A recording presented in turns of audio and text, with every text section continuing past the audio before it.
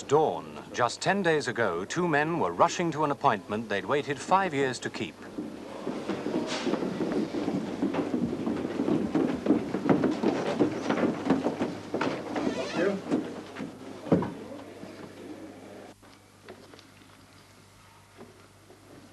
This was the final countdown to a long-awaited moment. Stand by.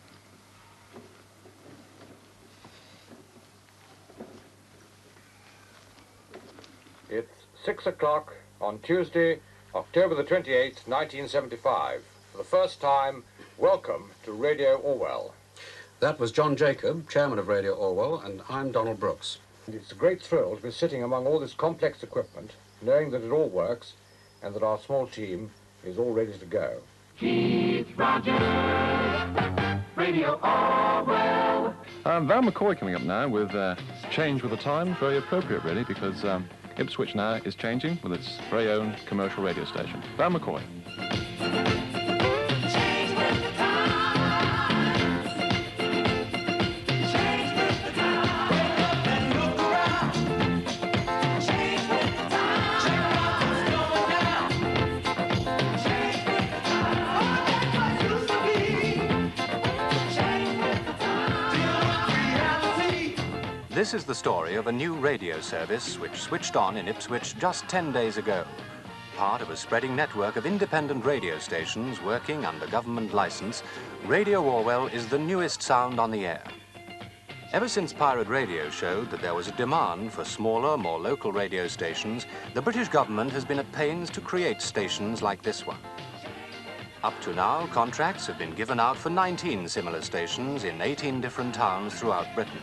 Only London has 2. I've still got a bit of champagne left, so if you excuse me just 1 second, I must drink it after all. Oh, delicious. Independent radio must, by law, provide a service which is truly local and serving recognizable communities.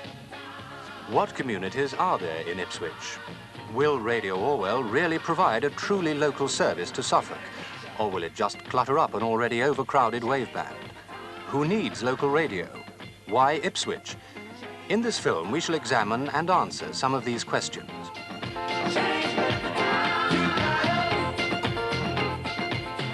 Of the 19 contracts issued, only one came to East Anglia, and that was given to Ipswich. Nobody has been told exactly why Ipswich was chosen, but it may be that, slower to change than many other towns, Ipswich occupies a position of vital importance in our new relationship with Europe. By local radio standards, Ipswich is a small town with a small potential audience. Most radio stations can expect an audience nearly 10 times the size of the one here. Clearly, there's a struggle ahead. Ipswich has a long history of industry, much of it based on the surrounding agriculture. Agricultural engineering and companies like Ransom, Sims and Jeffries were, for many years, the lifeblood of the town. Alone among the heavy engineering, there is a long-standing tradition in making cigars. This factory, which now belongs to John Players, employs over 1,000 people. But since we joined the common market, Ipswich town is being forced to turn and face outwards. Almost reluctantly, it seems, the town is recognizing its new role in England. Nowadays, 2.5 million tons of cargo come this way every year.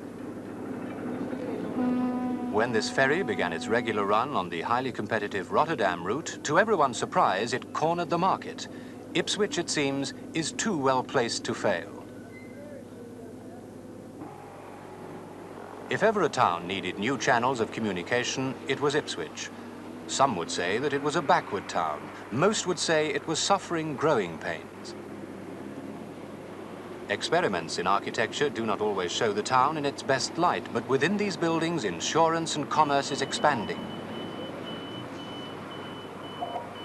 It was against this background that in February 1975, the Independent Broadcasting Authority granted a franchise to broadcast to Radio Orwell, one of 2 companies competing for the license. From that day, Radio Orwell were bound by the government to build a commercial radio station that would inform and entertain and become part of the local community. It would, in fact, have to help Ipswich to face its new responsibilities.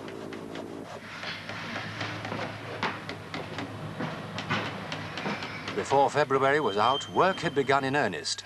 2 modern, highly sophisticated studios were to be built in the cellars. For the first few weeks, it looked as if they could have been doing anything down there, and only an expert would be able to interpret the plans. Here you'll get the tuba tube on the corners, and then you'll carry on the same with the 2.5 inch board. A radio station is no ordinary piece of building work. For one thing, it must be designed so that no sound can reach it from outside, and there is continuous traffic going past less than 30 feet from here. To do this, a studio must be built floating, so that its walls do not touch any other part of the building, like a box suspended within another box. Ventilation and wiring must be fitted exactly. A creaky pipe in here could be heard by 210,000 people. Well, when's the ceiling going here? One man who took a particular interest in the work underground is Commander John Jacob, chairman of Radio Orwell, who first thought of the idea 5 years ago. Afterwards, in about next week, perhaps. Well, maybe before that, you know. Okay, well, I better let you Okay. go on. Thank you.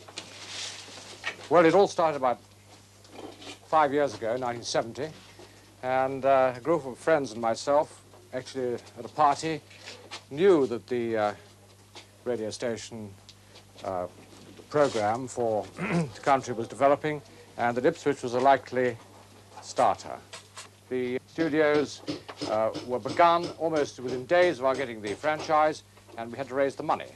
Now, the money was a difficult one. We had already been promised a great deal, but until one actually gets down to the point of asking it for it to be subscribed, one never knows. Fortunately, the people of Ipswich responded magnificently, and from large investors, from local businesses, to the smallest investment, which was allowed, £100, the money came in. We raised £250,000, and our hopes had all been justified. But if the voice of Radio Orwell comes from a cellar in Ipswich, its influence on the air will spread much further than that. The station will serve more diverse communities than any of the other 18 independent radio stations. The dock complex at Felixstowe employs over 2,000 people, all of whom live in the area. True to their Suffolk background, the docks are strongly independent and are the biggest privately owned docks in the world.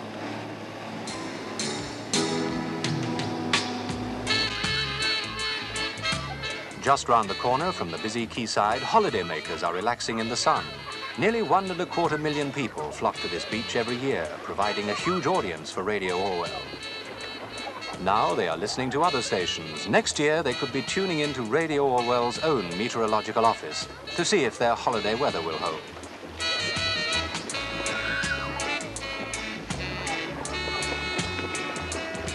Of the potential audience of 210,000 people, more than a third live and work in towns like Felixstowe and Woodbridge.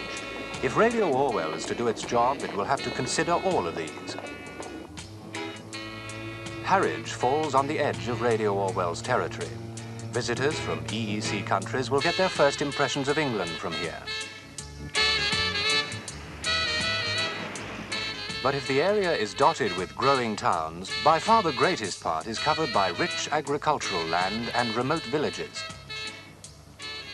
It's to these peaceful areas that Radio Orwell must bring news and sometimes help. Centralized government can bring changes to places like this before they know what's hit them.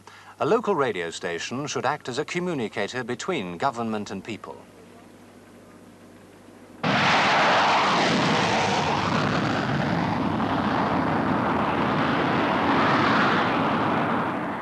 The sound of low-flying jets is a familiar one around Woodbridge. It's a constant reminder that there's an entire community of Americans based at RAF Bentwaters. 9,000 people live here at any one time, and many do not find it easy to integrate into the local community during their 2-year tour of duty. Local radio will help them to know what's going on. The audience may be ready and waiting outside, but for Radio Orwell, the race is on. The deadline has been set for October the 28th, and already it's late July. From now on, the carpenters and decorators will have to work alongside the first of the office staff.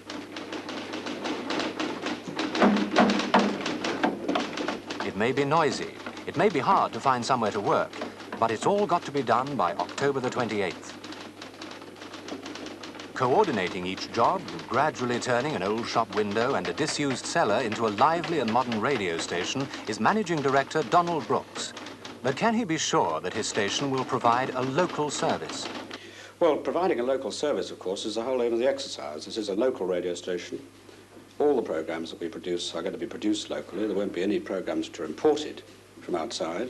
They'll be produced by local people. But at the same time, it's going to be a professional sounding station. It's going to be a station which will stand comparison with any other radio station. I regard listener participation in local radio as being of the utmost importance. It's really the essence of local radio, to my mind. We intend to involve people as deeply as we possibly can. It can't be a bad thing to have somebody local doing it. It can't be a bad thing at all. Somebody on the spot. Well, it really means that we know more about what's going on around us that means something to us rather than always national, which seems such a long way away and isn't always relevant. Within sort of half an hour, three-quarters of an hour drive, if something interesting is happening and it's on the radio, obviously it's going to attract a lot more people and it should be quite a good thing, you know. Well, a good all-round service, really, of news, you know, feature programmes, and above all, jazz and swing, which I like, and all that sort of thing. Well, funny programmes, comedies and things like that, and dramas and thrillers and those sort of things I like. People like to know what's going on. I think that Radio Orwell will bring closer to the people. Change with the times.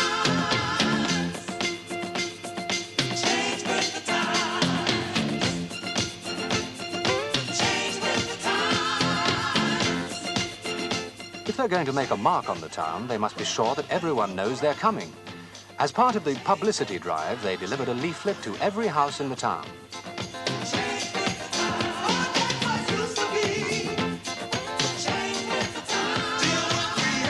As the date creeps towards the deadline, the pressure builds up. For people like John Wellington, programme controller, there's a round of talks to be given. He explains to a Rotary Club luncheon just how Radio Orwell will operate. But one advantage that we have over the national networks is to be able to concentrate on a specific area, that is Ipswich and the immediate district. Now, this means that we can keep our listeners up to date with all things local, local news, local weather, sport, coming events, and other information.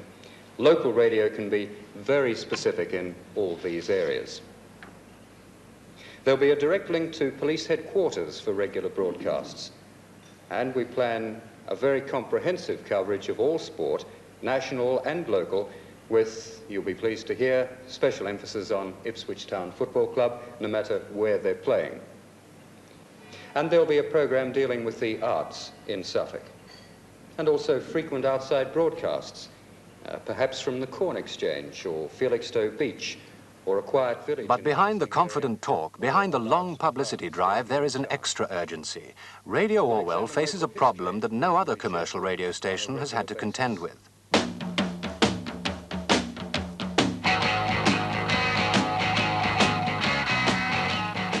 Riding the storms of the cold North Sea is a ship at anchor with an exceptionally tall mast. Radio Caroline, the last remaining and most successful of the pirate radio stations, keeps pumping out her signal. Outlawed in both Britain and Holland, it's illegal to advertise on Radio Caroline's broadcasts. Technically, it's illegal to listen to Radio Caroline. But the one thing nobody can do is to stop her broadcasting. She's anchored in international waters beyond the reach of any police force. All radio transmitters have to have a mast, and Radio Orwell is no exception. Unlike Radio Caroline, though, the transmissions from this one will be entirely legal and should provide a service for the Ipswich community. The mast will belong to the Independent Broadcasting Authority, who must see that Radio Orwell remains rooted in the locality and that the programmes are really local. Inside the building, IBA engineers are working against the deadline too. It took 7 months to complete the mast.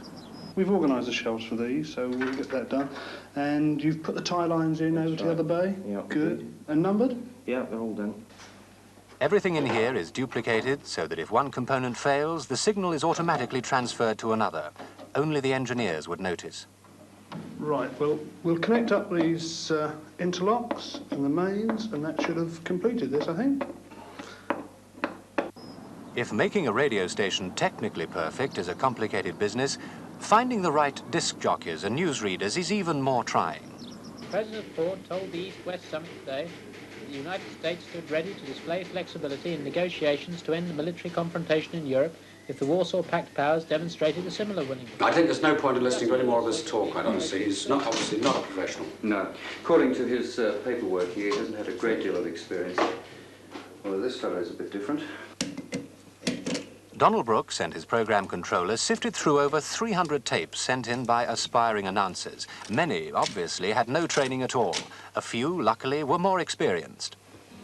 And a very good morning to you, everyone, on this Monday morning. It's lovely and sunny here on Radio Metro, and my technician next door is Malcolm Hall, who's eating his breakfast. A massive... Oh, that's much better. This chap's a real professional. Yes, I really like him. He's very good. Thought you'd like him. I turned the dial for milk with sugar and got black without. So how about that? Anyway, a special good morning to all our housewives this morning. We've got lots of good music for you from Tom Jones, also Andy Williams. Do you know anything more about it? Our featured singer this morning. I know he's worked quite well, actually. You met him? No, I haven't met him, actually. He worked at the television when I was at the radio in Newcastle. At 9:30, and the winner will be taken out for lunch. Well, I think we must definitely put him on the short list. But despite the coffee setback, and, well, it's not too bad. Here's Ray Stevens first off on a song called... From all the applicants, about a dozen were shortlisted to be interviewed. The hopes of all the others, more than 290 of them, were swept into the bin. It's 7 o'clock, and this is Andy Archer with Radio Orwell News. Andy Archer found himself on that shortlist, but he knew that he was competing for one of only 4 jobs. The audition was a lonely and nerve-wracking business. Within 2 months. The company employs 250 people, and Hunter Hall Managing Director Mr. Nigel Hall said the redundancies were unavoidable because of rising costs and falling sales. There's been an angry reaction from the trade unions. It's good. Got a good voice, John. What do you think? You're a woman? That's fine. The TUC Executive Council is to meet this evening to discuss the Chancellor's proposals. And the TUC General Secretary, Mr. Len Murray, has warned there'll be heated opposition. Mr. Healy has given the unions one Okay, week in which fine. to... Thanks, Andy. That's good. We'll leave the news there and go on to this one. It's a typical What's On diary. Have a look at it. Take your time and give us a nod when you're ready to go, okay? Thanks. A cool head and a steady voice is needed. Running your own show involves being able to cope, if necessary, with a sudden change of program. Okay, fine. We'll have a go. Can we have a mic level? Local radio programs must be able to adapt themselves as the day goes on. Announcers often have to read new scripts with no rehearsal time. Tape rolling. Andy Archer, audition, part 2, take 1. From today for the next 2 weeks, some of the world's great artists converge on Aldeburgh. Donald Brooks, in over 30 years of broadcasting experience, has heard many different voices. He knows exactly what is needed to give the station the right image. By the middle of September, with just 6 weeks to go, all 4 disc jockeys had been chosen, and Andy Archer was one of them. Now it was a race to get their studios ready in time. But it was just when everything looked good and the last equipment was being unpacked that the sound engineers discovered a fault. There was just time to spare, but would there be enough to trace it? The numbers 33 to 36, in fact. Yeah. So the Studio B 10.2 mixer is connected from these outputs so that we can overpatch again in a similar manner, but Yeah. we're normalised there at the moment.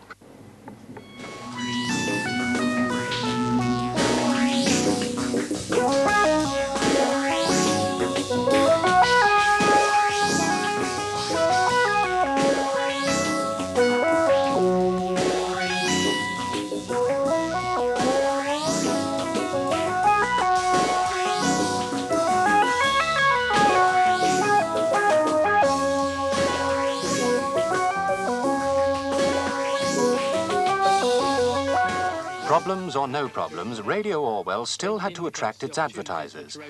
On the 18th of September, they held a sales convention for the businessmen of Ipswich. David Cox, sales manager. Another important asset is that radio advertising is immediate. Let's think about general retail advertising. A store can direct its message to the housewife as she's preparing for the day's shopping. A commercial can... These are the people who will keep Radio Orwell on the air, for commercial radio is entirely dependent on advertisers for its income. The station is allowed to sell up to 9 minutes of every hour for advertising time, and this could bring in up to £135 at current rates. So I think radio is a medium we shall enjoy using. One that, whether it's a fete, business, ton of manure. One man who's listening with more than half an ear is David Finch, managing director of a plastics supply company. He has an advertising budget of £500 a month, all of which goes at present into newspaper advertising. He's considering moving a large portion of it to the radio. Commercials, yes, who get well known then. Something you put all of for future campaigns. I'd like to do something on these laminates here. But for the first advertising, we'd like to do something on the melamine face shelving here. Yes, certainly. Well, I feel on this particular one we want to go for drive time. Yes. This will catch the husband at home first thing in the morning at breakfast time. And, of course, he is the businessman as well. He'll be going off to work. He'll probably be, he'll include the builder, who will obviously require your materials. Bring it in the beginning of each. David Finch eventually agreed to try a substantial block of advertising on Radio Orwell. But for him and for other advertisers, it's the quality of the programs themselves that will determine how many people will be listening to their advertisements. At an already existing studio in the suburbs of Ipswich, work is already in progress making programs. Jellystone Park is just one of several local groups who have plenty of experience in recording studios. The 28th of October is creeping up. Hopefully the troubles at the main studios will be ironed out in time. Meanwhile, programs must be made. Across the table over coffee just this morning, woman took me by surprise without a warning.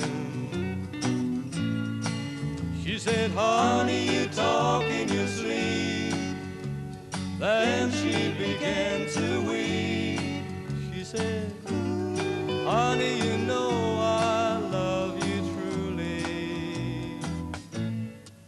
But who's Julie?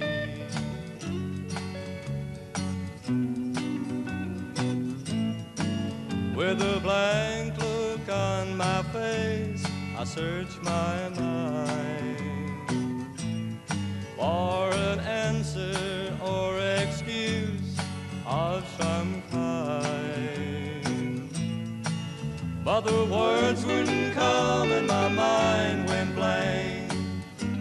Slowly my head just sank. She said, honey, you know I love you truly.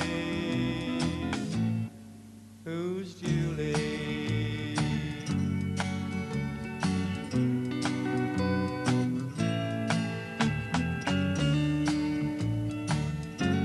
And that's one of our own local groups there. That's Jellystone Park with lead vocalist Pete James, and that was called Who's Julie?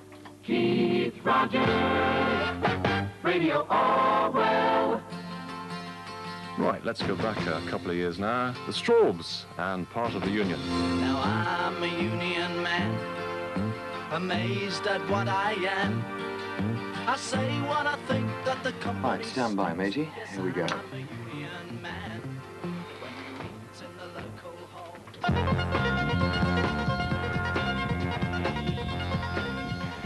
5 o'clock, Tim Ewart, Radio Orwell News.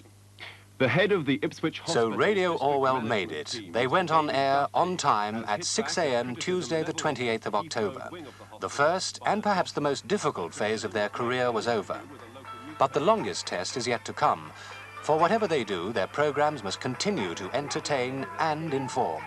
Of course there is. Yeah. But when you consider that the exports of fashion from this country total a bigger figure than the exports of cars, you can't treat it too lightly, can you? No, I wouldn't for a second treat it lightly, but wouldn't you agree, Maggie, that there are times when fashion is just really is a load of rubbish? I don't think you can say it's a load of rubbish. It's big business. But a discussion program like this must never become just a chat show for the elite.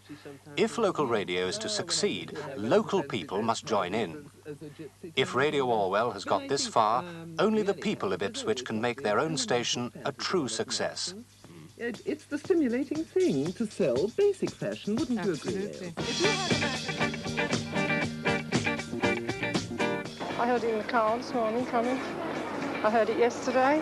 It's a nice mixture of music. It's not all pop, you know, it's very pleasant actually. We tuned in as a matter of curiosity. but pop music was playing and I wasn't particularly interested. I got up just before 6 o'clock, especially to listen to Radio Orwell. Then you got the actual Keith Rogers programme, which I thought was very good.